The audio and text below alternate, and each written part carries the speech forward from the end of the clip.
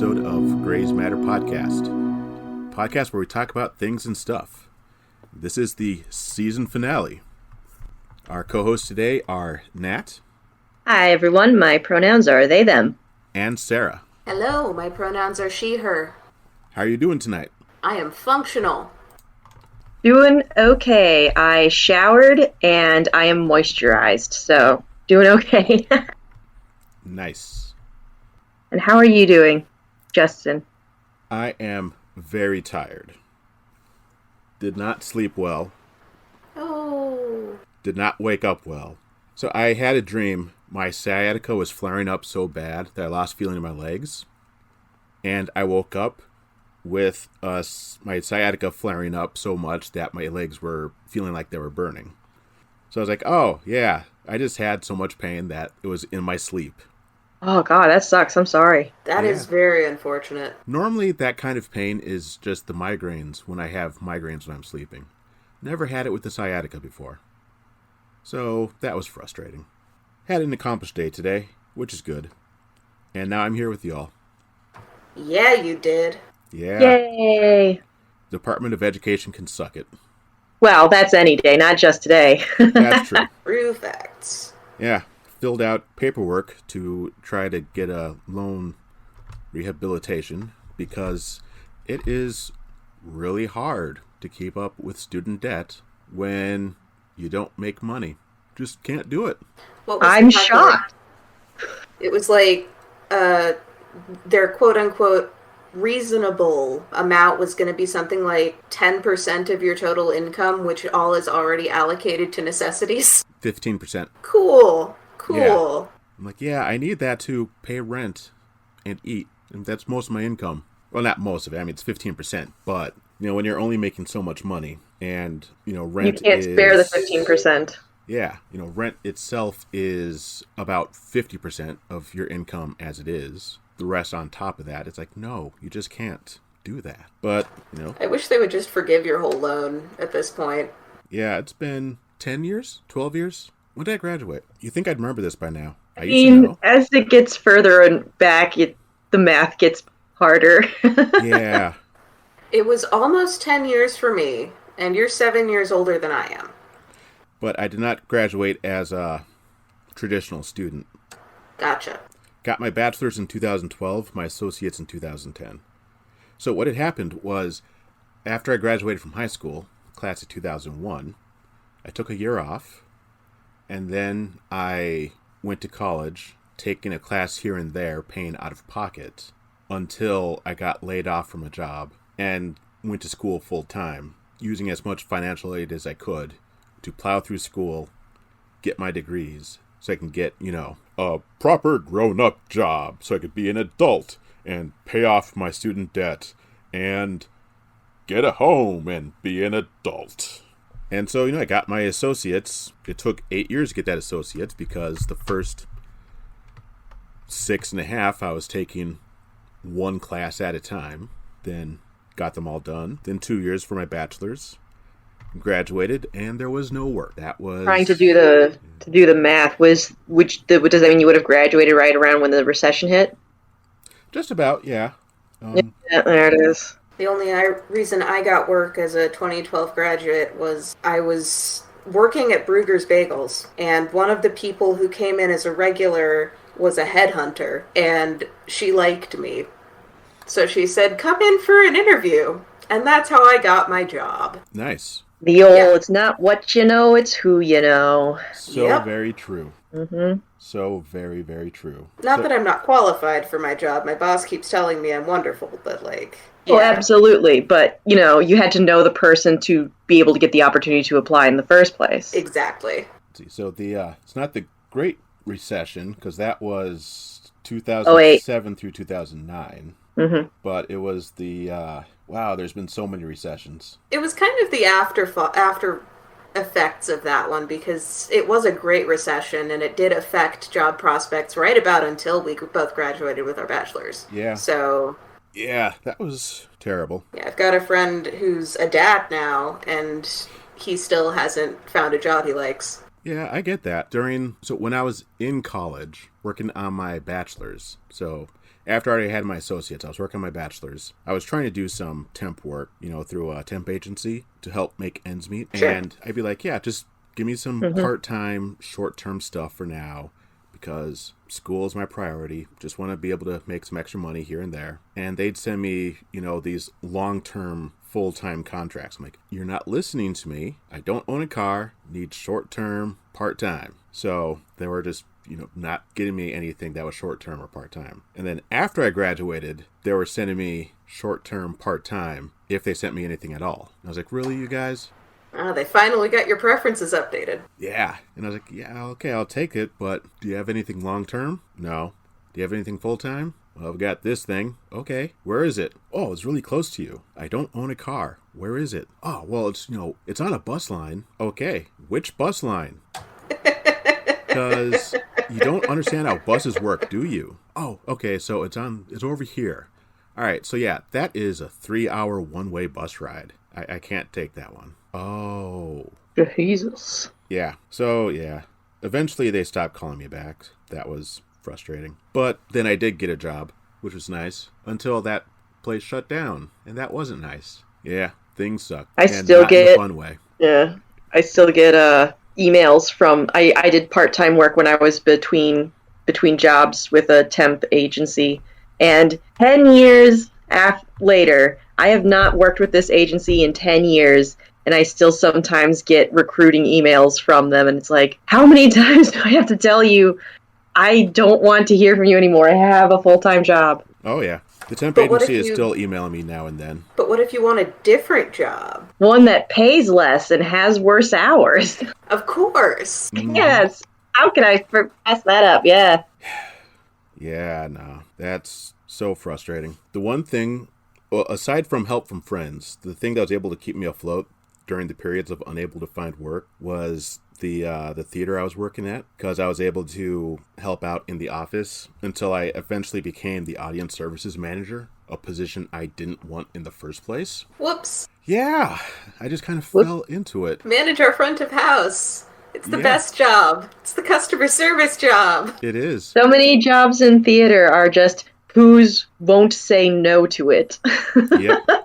It started out, I was helping out the audience services manager with some reports while she was, taking care of a bunch of other things, because it's a nonprofit. So, the audience services manager is also the office manager and the secretary and just all sorts of things. So I was helping her out with these things. And the communications director took a job elsewhere and moved across the country. So the audience services manager was also the communications director and was doing both jobs. And so I was helping her out, taking care of things. And then eventually they promoted someone to be audience services manager. And I'm like, yeah, not me. I don't want that job. So we had an audience services manager and a communications director again. It's like, yes, we're good. And that's when I just couldn't get work anymore. At all, not even temp work or part-time work. And not only was the place that I was at full-time closed down, but I did find a part-time job. Got that, was there for a couple of months. They got bought out and everybody laid off. So then they said, hey, you want to be the assistant audience services manager? Then do this extra thing that you're essentially already doing already, and then you can have insurance. So I was like, yes, please. I'll do that. So I'm doing that for a while, and the audience services manager gets injured. Not at work, it's off the job, something else entirely. So I'm covering for her. Communications director gets pregnant and takes leave of absence. And then neither of them come back for various reasons. So then there's me, and the owners are like, I don't know if we're going to keep the audience services manager position. We might, realign things. And eventually I'm like, they're never going to do anything. I'm just going to promote myself. And then I was the audience services manager because we needed one. And that one was me. So I became one. And I didn't want to be one, but I was. Do you want to, just out of curiosity, I don't know if you want to share which theater it was, but I would be interested. Yeah, it was Illusion Theater. It was in downtown Minneapolis. It's not there now. No, they moved. They moved. Pandemic, just like so many other places, hit Illusion Theater. The space wasn't the best, though. And it's not like the physical location. It was that damn elevator. It's in the Kohl's Center, what it's currently called. Is or was? is... It's currently in Uptown. Oh, sorry. The building that it was in is called the Kohl's Center. It was the Hennepin Center for the Arts until Kohl's bought it. Kohl's? Towels? Kohl's. It's pronounced Kohl's. It's spelled Cowles. Okay.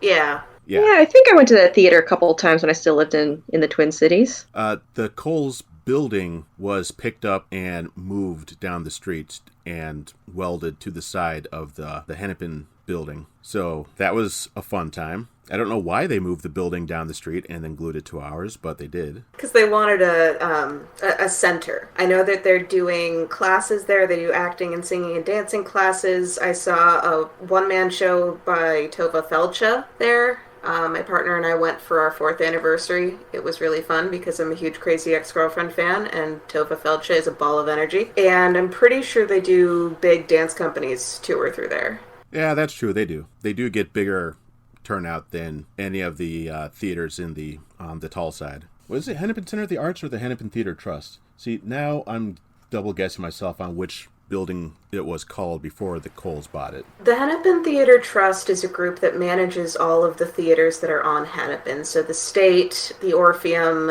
what's the third one? It's over there. It's on that little stretch of Hennepin. But I think their office is on 5th and Hennepin. It's a little office in one of those buildings on the Skyway. It's been a while since I've been downtown. Yeah, me too. Orpheum, State, Pantages are the 3. Pantages, the one with the concerts. Yes. That's a hell of a name. Yeah, they brought Louis C.K. in recently. Not happy about that. Oh yeah, Yikes! I was not pleased. It also made me it reignited for an entire day my frustration at people and their rallying against so-called cancel culture. It's like, the people who supposedly get canceled have booked shows, while the people who actually, get injured have to fear for their lives. Cancel culture works only if the person being canceled actually, has a conscience and is capable of, feeling like they might have done something wrong. So it doesn't really work against, the people who deserve it the most. Yeah, instead of platforming Louis C.K., they could have remounted local comedian Duck Washington's one-man show. It would have been so much better. Duck Washington needs his show back. Duck is just an amazing person in general. So I was right. It was the Hennepin Center for the Arts. I looked it up. That's what I get for second guessing myself. The Hennepin Center for the Arts, the building itself is an old Masonic temple. It was built in 1888 as a Masonic temple. So it could be used to summon demons, right? Supposedly, one of the people there in the theater space he told me about seeing a bunch of people in Masonic garb doing a ritual in the mirrors, and I'm thinking your mind was playing tricks on you, but I don't know. All I know is that it was a Masonic temple, and human minds are susceptible to overexcitement. Masonic garb is just a white apron and white gloves. My grandpa was a Mason. They showed up at his funeral. Their garb was white aprons and white gloves. See, that's what I thought. It's nothing super spooky. Masonry is, masonry. My partner is a Mason. He's never been to anything ever, but somehow he has a lifetime membership. Did he inherit it or something? I think that some of his family were, big into the Masons at one point, maybe his grandpa, but his grandpa's been dead since before I met him, so... Freemasonry just comes from fraternal organizations for the guilds of stonemasons. So people who learned how to, build shit. Yeah, my grandpa literally was a bricklayer for a time. So that's why he was a member. People are wild. The Masons run a party room at Convergence. I might have known that and forgotten because they do, and it's dope as hell. It's awesome. I love it. Yeah, they've got a con-wide scavenger hunt, really difficult puzzle type thing that they do. It's great. I don't go to the parties because anxiety and people. Go in the daytime. I'm serious. There are party rooms that are open in the daytime, including the Mason room. Oh, yeah. Yeah, and it's it's the type of thing where like you can complete the puzzles, at your leisure and at your own pace throughout the con.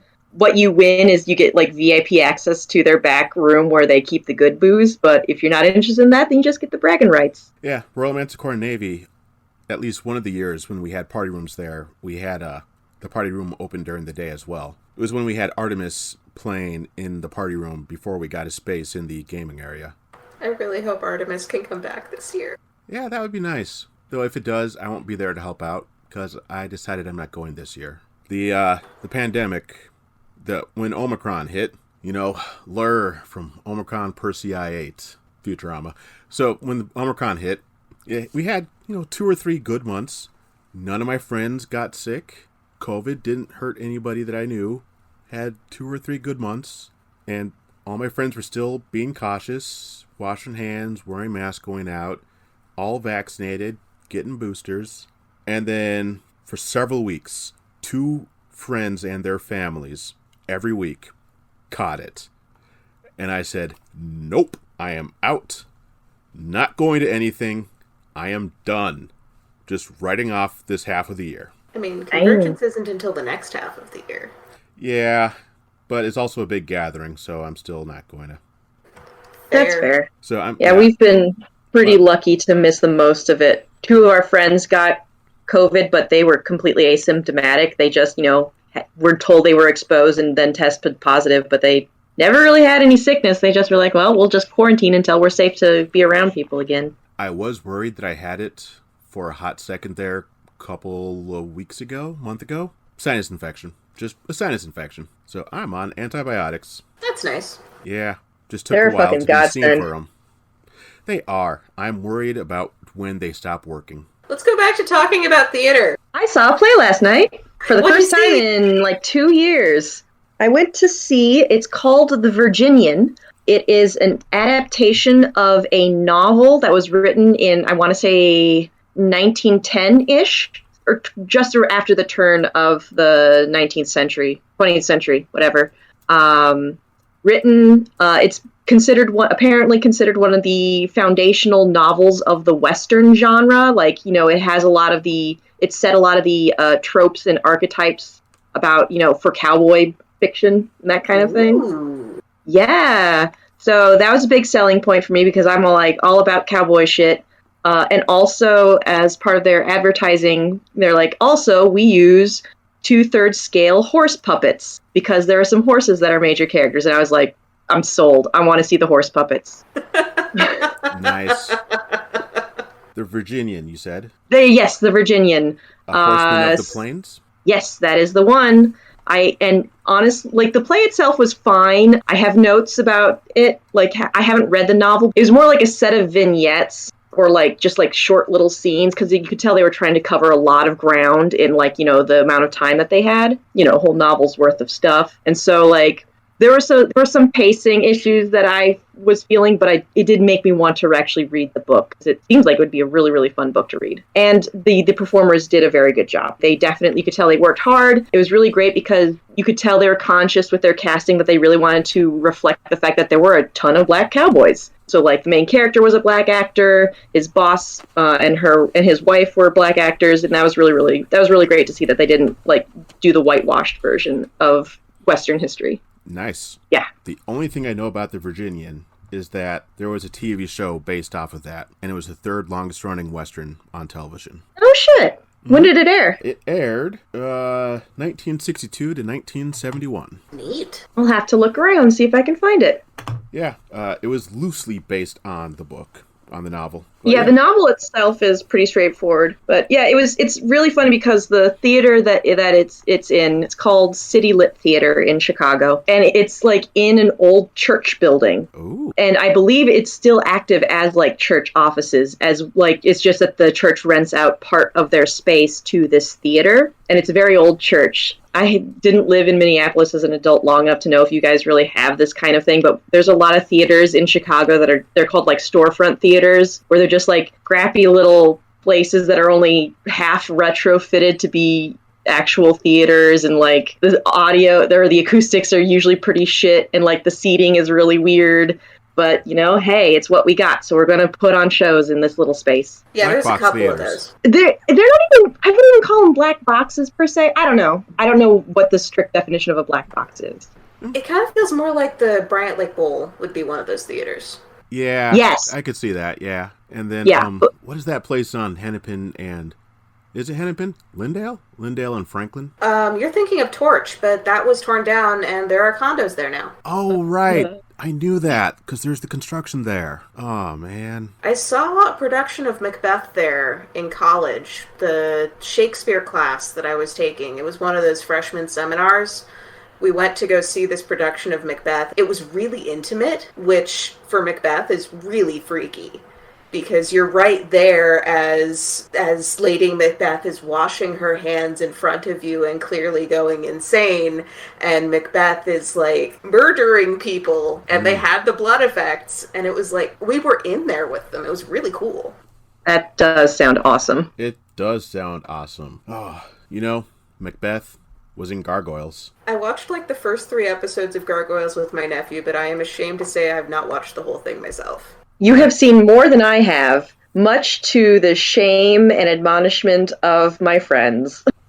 Fair is foul, and foul is fair. This may be madness, but there's method in it. Oh, wait, wrong play. Shit.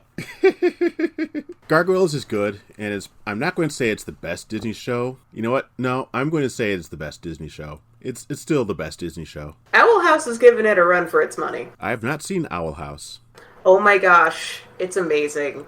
It's about this, she's in middle school, her name's Luz Noceda. She is Hispanic, and she wanders through a portal to the Boiling Isles, instead of going to normativity camp, basically. And it's all about her trying to become a witch, and it's great. And also she's bi, canonically, and has a girlfriend by the end of season 2. Sweet. I love that more modern shows are able to display just... not have to have the comp-het relationships that we were forced to watch growing up. Because just had so much of that, even when it didn't make sense. One of the nice things about the future. Indeed. Oh, future things, plus Duck Washington, plus theater.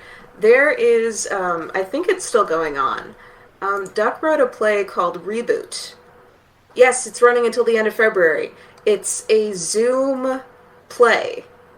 And it's an interactive, Here, the website says it's an interactive hybrid of theater and escape room. It is a live, scripted online performance with actors. It's also an immersive conversational experience for a small audience. Interesting. So I'm envisioning what it means is they lock the audience into a room and then they broadcast the actors on a screen, as if it's that way, is my guess. I think that every actor is in their own space and is on Zoom with us.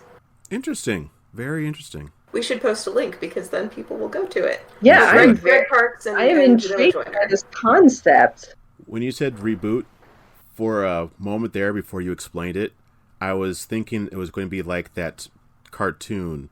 I was thinking the same fucking thing. Yeah. I was like that CG show? Shit. Yeah. Nope. This is cooler than that, I think. Yeah. I've only been to ever 2 interactive theaters, and I'd like to go to more. They are very curious in the way they kind of push the boundaries of theater. Want to go to Reboot together? I have to get to Minnesota first. No, you don't. It's on Zoom. Oh, that's right. Sorry, I keep forgetting that. That's the whole thing. Hell yeah, let's go to Reboot. Yeah. Sweet. And by the way, everyone, we were not paid to promote it. We were just really excited about this. Hashtag not sponsored. I'm excited because Duck and Gregory Parks are Convergence people, and I've worked with Duck at Theater in the Round, and really cool people, makes really good theater. They are really cool people. Wasn't it? I think it was Greg who had the purple. It was like a Prince Jedi costume a few years ago, with the Prince symbol as his lightsaber. I don't remember that, but I wouldn't put it past him. It was back at the Radish Tree. Possibly. I'm just not picturing it. Sure. I'll have to ask him. Yeah, I could see him doing that. Oh, that would have been great. I bet it was great. I just don't remember seeing it. So this pandemic is driving me up a wall because there's so much great theater. Can't see any of it. Well, I mean, the stuff that is not being telecast, presented online. I'm still calling things telecast, and I'm wondering if that is like people understand that still. I understand what it means, but it is an archaic term. Yeah. So, like, you know, like how the save button is a 3x5. A 3.5 by 5 inch floppy disk for the youngins. That was used to save things before thumb drives existed. Yeah. Oh god, are thumb drives obsolete now? Fuck. No, thumb drives are still a thing. So, I was watching Star Trek today at one point between trying to get things to work and trying to get things to, work. Because I have old technology. And they were, in the original series, they use what looks like 3.5 by 5 inch floppies to save information and pass it around. Now I was thinking, yeah, that's still practical. It's big and colorful, so you don't lose track of it. And it's sometimes easier to just pop something onto a physical thing and carry it somewhere when you're working on something, instead of going, which file directory did I put that in? I think XKCD did a what if about that. I would not be surprised. Like, what's the fastest method of data transfer? And it was like pack a truck full of drives and drive it across the country. Like, for the most data transferred. Huh. Interesting. We should look that up and then put it in the show notes. On it. I remember for a time in high school, my friends and I would swap, because we were, weebs, doujinshi and other types of things like that on zip drives, if you remember those. They were like the fat cartridges. Yeah. Yeah, and that damn click. Yes. For a second I was going to be like, wait, you don't still swap doujinshi with your friends? Not on zip drives. And honestly, I have... You know what? Anime is a young man's game. I'm not really doing it much anymore. I tried going to an anime convention like 5 years ago, and I felt old as hell. So it's all high schoolers. I was like, Jesus Christ. If you lived here, I'd invite you to our anime nights. Aw, thank you. That is why I haven't been to Detour yet, because everyone's a child, and I'm almost 40. Yup. My partner, not the same one as I was talking about earlier, but he's head of video there, and he's older than me. Yeah, but that could still be younger than me. I mean, part of the for me, part of the problem is that I haven't watched any of the new stuff that's come out. Like, my most recent point of reference is stuff that was airing in like 2006. I don't know what anyone's cosplaying as. I don't know any of the references, so I'm just, they've left me behind, and that's okay. It's mostly just My Hero Academia and Jujutsu Kaisen. Yeah, I've not watched any of that. At least know what one of those is. Yeah, the last thing that I watched the entirety of, and I think some more of it may have come out since then, was Dominion Tank Police. That came out in 1988. I was going to say, that's the 80s show that you always bring up when we talk about anime, isn't it? Yes. Because it's the only anime that you've seen? Yes. Big Boss Baby vibes. Yeah. I think I've seen one episode of Cowboy Bebop. It was the one with the shiitake mushrooms. That's a good one, too. It is. A very good one. I mean, they're basically all good ones. You really should see the rest of it. It's so good. Not the live action. Don't watch the live action. Yeah, the live action... I think it was Mother's Basement we were watching, but he was like, it's not Cowboy Bebop. It's an adaptation of something that's like Cowboy Bebop. Yeah. I think for me, the issue is that, like, the anime aesthetic, the reason that it's the way that it is because they were cost-saving measures to be able to animate as cheaply as possible, and we just don't view it as cheap anymore because that's just what anime looks like. But when you try to transfer it to live action, then it looks cheap again, and you're like, oh. Yeah, I mean, the techniques are still used, and the techniques are still because they make it as cheaply as possible and don't pay their animators, but... Now, what if I watched Yeah. What if I watched the live action first, and then the anime. No. I wouldn't do it. But I don't know that there's much value in that. Okay, but I like John Cho. I also like John Cho, and by all accounts, he did a great job in the role. It's just that the role wasn't great. Yes, exactly. I have the theme nothing against the actors. Again. The theme is. I'm sorry, was it? I said I have the theme in my head again. So good. It is. It's really catchy. So very catchy. Yes. No, hands down, this season's best show is Miss Kuroitsu of the Monster Development Department. It is about Miss Kuroitsu, who works in the Monster Development Department of Evil Corp, called Agastia, and she has to come up with a new monster every week for Design Swordsman Blader to fight. And it's amazing because she has to deal with the evil organization's corporate board when she's asking for a budget and she's working against deadlines. And then the god emperor of the organization comes in and says, no, put a pair of tits on it. And this sounds amazing, and I need to watch it. Fantastic. It occurs to me there is one other anime that I've seen, and it is more recent. Give me a moment. I gotta look it up. If you describe it, I bet one of us can tell you what it is. I think it's called Monster Monster. It is an adult show. Monsters adult as in hentai, or? It might be. I don't know. It's on Hulu. Is there? Okay, then it's probably not hentai. Hentai is actual porn. There are monsters who are foreign exchange residents to, I guess, Tokyo. I'm not sure where. And they end up living with this guy on accident. So he ends up having to remodel his home to accommodate them. And there is Lamaya and a centaur and a spider woman.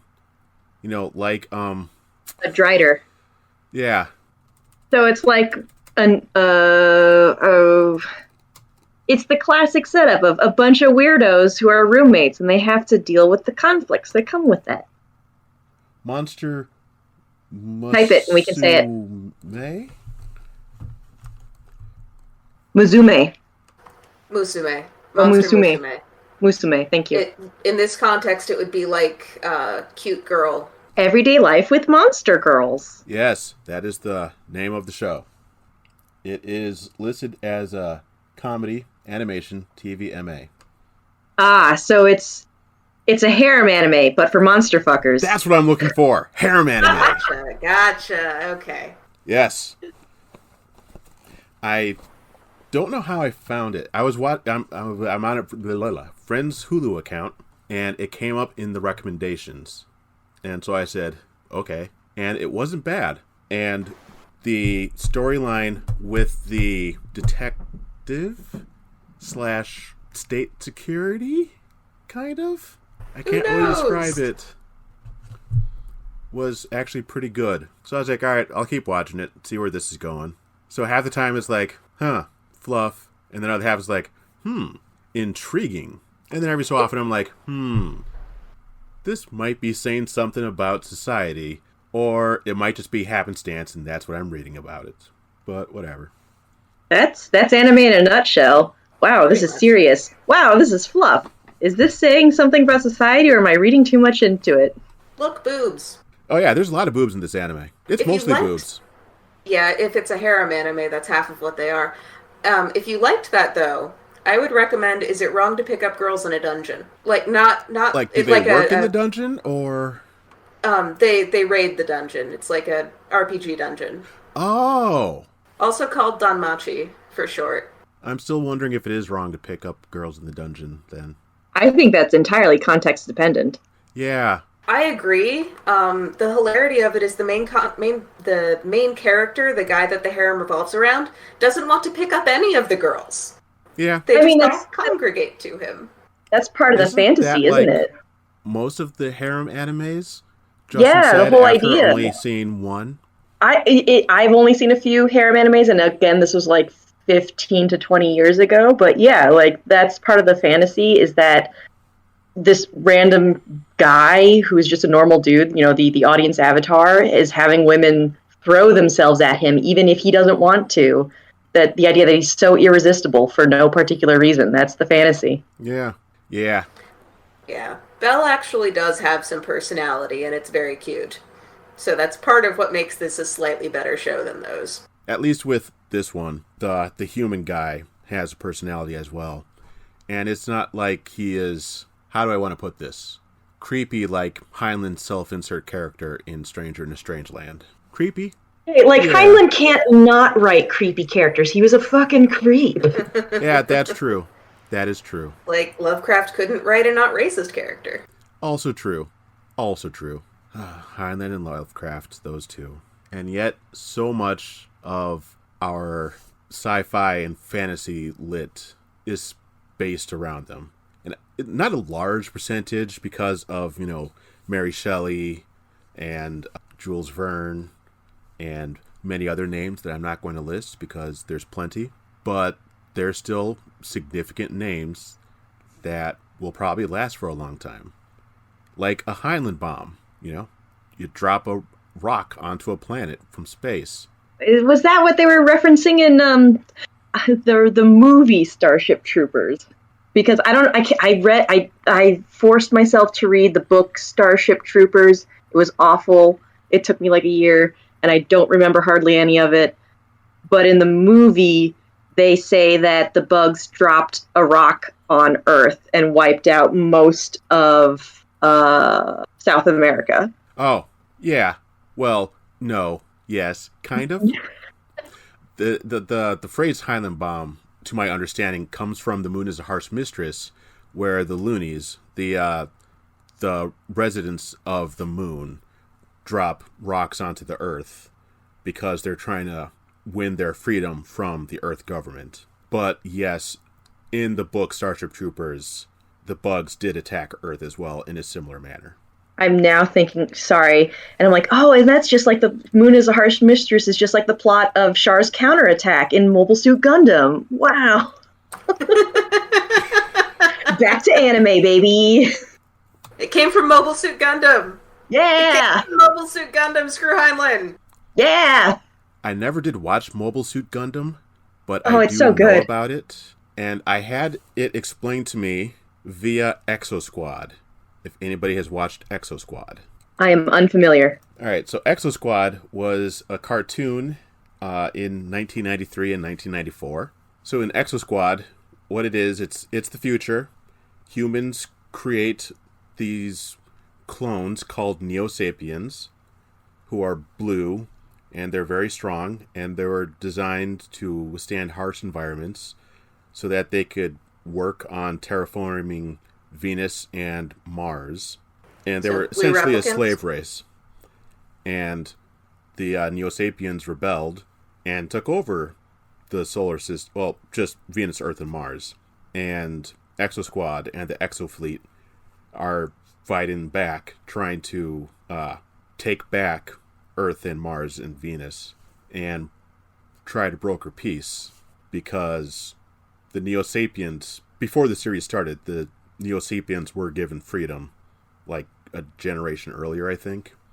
It's been a little while since I watched it. But anyway, how it was described to me some years ago was that Exo Squad was the European front and Gundam was the Pacific front of World War II, except with mecha. Interesting. I like the sound of that. Yeah. I gotta watch Exo Squad again. I haven't watched it in like a decade. I have to watch Gundam again and watch Exo Squad for the first time. I love World War II allegories that are sci-fi. Exo Squad did not talk down to us as kids. Like, as I recall, one of the characters did die, and there was a funeral, and this was a kid's show. I remember the funeral. I don't know if she actually did die or if it turns out she didn't. It's been so long, but I do remember the funeral part. So it's like, wow. And there was talk about, loyalty and working together, and there's just a lot of themes put in a way for kids to understand. So I really liked it. I gotta watch Gundam as well then. Hell yeah. Yeah. Watch the original Mobile Suit Gundam and also watch 8th MS Team, which is set during the same time period in the fictional universe as Mobile Suit Gundam, but is like, whereas Mobile Suit Gundam is like, space battles and shit, Mobile Suit Gundam, or 8th MS Team, excuse me, is set primarily like actually on Earth and is much, to forgive the pun, more grounded, and is more deliberate and explicit in its like war movie allusions and parallels. Okie dokie. And has one of the best mecha fight battles in history. Whoa. Nice. But with Starship Troopers, the bugs in the book, boop, boop, boop, boop, boop. In the book, I recall that the bugs are only like one of like an alliance of alien species that were fighting the humans. There was like the bugs, and then there were more humanoid ones. The other humanoid ones weren't allied with the bugs. Oh. But they were being taught a lesson to, in quotation marks, taught a lesson to. The humans did a shock and awe against those humanoids to make certain that they didn't rise up. That's a yikes. Oh, yeah. Heinlein, you fucked up. Yeah, they're called skinnies. Yes, I do recall that. Yeah, I read that book and I immediately got rid of it after I finished it because I was like, this was actually awful to read. Oh, yeah. And like, I read a later one. I tried to give Heinlein another chance with The Cat That Walked Through Walls, and that one I couldn't even finish just because I was morally like not okay with what that book was doing. With Starship Troopers, it was more that just it was boring. I never read that one. Starship Troopers or The Cat That Walks Through Walls? The Cat Walks Through Walls. Oh boy, you want to talk about author self-inserts. The main character of this book is a well-renowned novelist who is an older man, has former military experience, but because of his novel experience, he's learned so much and is so savvy, and he has all these ladies throwing themselves at him all the time. Yeah, it's really bad. Wow. It's bad. That is next level. Mm-hmm. Buenos Aires was all that was destroyed. Oh, was it just Buenos Aires? Yeah. In Starship Troopers, by the way. In Starship Troopers, yes. But yeah, don't read The Cat That Walks Through Walls. It's terrible. It has subject matter that is like definitely triggering for a good number of people. Let me put it that way. Heinlein is libertarian science fiction. Yes. I stopped reading a webcomic because it turned way too fucking libertarian. May I ask which webcomic? It was called Quantum Vibe, and the first few books of it were really good. It was a couple of scientists and eventually a third scientist slash gynoid lady who joins them, who turns into a scientist. I don't know if I said scientist too many times. But it was about them essentially developing a displacement drive and their journey to evade all the corporate espionage. And the vision of the future was really interesting until it got to the point where he wasn't assuming that people wanted to be good anymore. Was it like cyberpunk dystopia, but he didn't realize it's supposed to be a dystopia? No, it wasn't even a dystopia. And the parts of it that were dystopic were clearly marked as such. I would recommend the first couple of books of it. I just wouldn't recommend further than that. I'm hesitant to link it because it got real bad, but... No, I get you. Yeah. I can at least DM you guys the link if you want to check out the first couple. I have not... You can link it. I will be blunt. I probably won't read it because I've been moving away from webcomics. I'm trying to do more analog reading. That's fair. I set myself a goal for 2022. If I don't reach it, I don't. But I'm trying to read one book a month. That's a damn good goal. Yeah. Godspeed. I've been working on the same book for a year and a half, so... When I sit down to read a book, it's one I've read 20 times already. Nothing wrong with that. Okay, now I need to ask which one. Anything by Tamara Pierce. Nice. Fair. I was on a panel with her at Convergence. She's so cool! She is. My sister was in the audience of that panel. She's so cool. She's the grandma you wish you had. And also the big sister, and also the cool aunt, and like... She's just like a great female role model for whatever need. Yes, she is. And the second Numair book should be coming out soon, so I'm real excited. Sweet. I gotta read more of her books. I have them all. I will lend them to you. Awesome. The other thing I reread recently was Futuristic Violence and Fancy Suits. And its A hell of a sequel, title. Zoe Punches the Future in the Dick. Wait, who punches the future in the dick? Zoe. Zoe from Firefly? No, Zoe Ash, the main character of Futuristic Violence and Fancy Suits. Okay, Zoe Ash. Does Zoe Ash have a chainsaw for a hand? She does not, although she could get one if she wanted. What is the premise? What's the elevator pitch?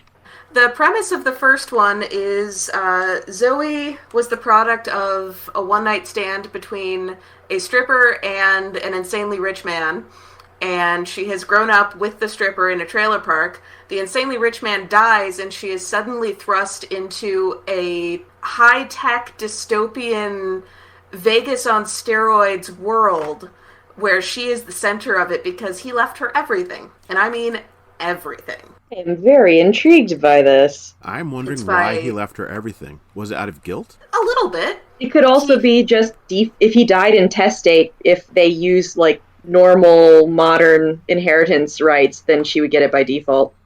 No, it was, he specifically left everything to her because at her 16th birthday, he had been feeling a pang of guilt, so he showed up in their trailer park with a really expensive car for her 16th birthday, and she chewed him the hell out for it. So that's why he left her everything when he died. Okay. Ah. You know, that's as plausible as anything else in a book. I'll buy it. Yeah. Especially this one. I mean, yeah, that makes as much sense as a lot of things that have happened in history, to be honest. Like Nazi war criminal. Fuck that guy. What up? However you pronounce his name, fuck him. Yep. But his brother was the complete opposite of him. You know, would go to camps to requisition people for his factories and then assist them in getting out of the country. But because of his relation to his brother after the war, couldn't find work. And eventually, as he was dying of old age, married his housekeeper so that she could get his pension after he died.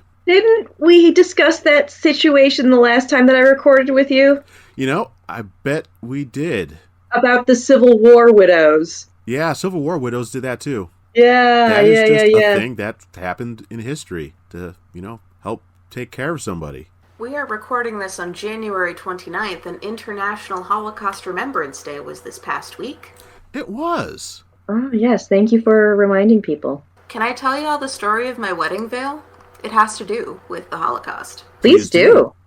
So, my great-grandmother and great-grandfather lived in Czechoslovakia before the war. And the two of them were on one of the last boats out of Europe, carrying Jewish refugees. Oh, I knew the name of it. The Pencho. They were on the Pencho. Well, the Pencho was not meant to be a seagoing vessel ever. And also, whoever was retrofitting it built it so it was way too top-heavy. So the second they got off the Danube, it sank. And everyone on it was taken to Rhodes. They were kept in a stadium at Rhodes for a couple of months before they were all transferred to an Italian internment camp, where they stayed until the Italians lost and left the war in 1943. Before they got on this boat, they had shipped a bunch of their stuff to what was then Palestine, because that's where they were headed. And astonishingly, after the war, Oma's mother's wedding veil was still there in a box that they were able to claim in Palestine. And that's the veil I wore at my wedding. That's incredible. Wow. And very cool. It's so cool.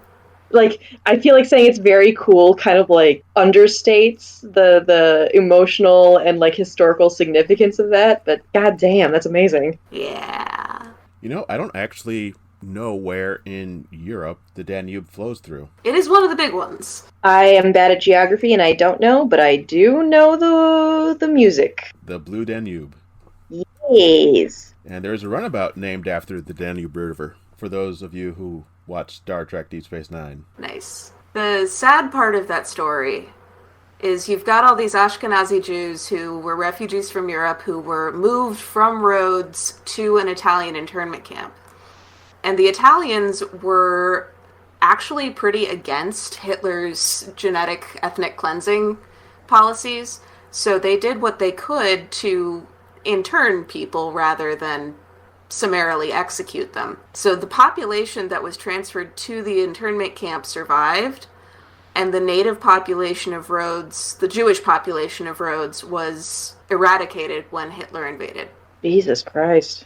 Yeah, that Which sounds probably about isn't the appropriate response, sorry. It's okay. We speak English. It is derived out of a Christian society. All right, I found a map. There we go. Teach me! What? Oh, I thought you were going to share the map and show me where the Danube was. Oh, yeah, it's coming. I just have to, get it to load. Technology is not fast. My technology is not fast. Oh, wow, that is a long one. Yeah, I was wondering because my brain went, I know where Czechoslovakia is. I know where Rhodes is. Don't know where the Danube River is. And so yeah, it doesn't go curious. anywhere near where I thought it went. Yeah. I think what was happening is I was mixing it up with the Rhine. Oh. And I was like, Sure. Yeah. Sure. Yeah, I get that. There's lots of bodies of water There are because so many. we need it to live. I was at a friend's place, and they're telling me a friend of ours there was telling us about a water bottle they bought in China that said, water is the king of food. And apparently that was a mistranslation of something, or, purposely bad translation or something. But when I heard it, I was just more like, that's deep, because all of our food hydrate. needs water. Speaking of water, my water glass has run out. So that is the end of season 1. yay! We'll be back in June for season 2. I mean, they'll be recording between now and then, but you won't hear us again until June for season 2. Hopefully the world doesn't end before then. Yay! Hopefully. So be sure to pay attention to what's going around, y'all, everybody. Wash your hands, wear a mask, get your Keep your head on a vaccinations, swivel. and have a good night.